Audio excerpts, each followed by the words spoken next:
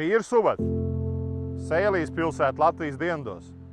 Klusa, maza, bet kādreiz šeit dzīve kūsāja. Šeit ir robeža, daži 100 metri un jau Lietuva.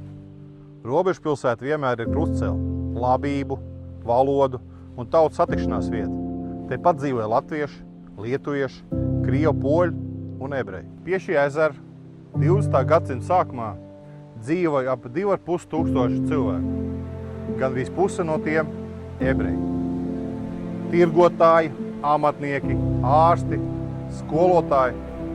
Vesela pilsētas dzīvības daļa. Šeit bija tirgus, bija sinagoga, bija skola, vesela kopiena ar savu valodu un dzīvi. 1941. gada vasarā nacistu okupācijas laikā to visu izdzēs dažās dienās. Šeit, pie šiem kapiem, dažās dienās izdzisa vesela pilsētas daļa.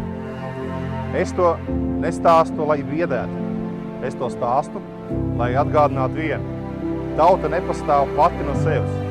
Ja to nesargā, tā pazūd. Reizēm vienā naktī, reizēm klusi, paudze pa paudzēm, kad pēdējais aizbrauc un bērni nepiedzimst. Tāpēc valsts pienākums. Mēs mērīsim nevis pēc tabulām, bet pēc dzīvības. Lai Subata un katra Latvijas pilsēta nepaliek tikai vēsturē.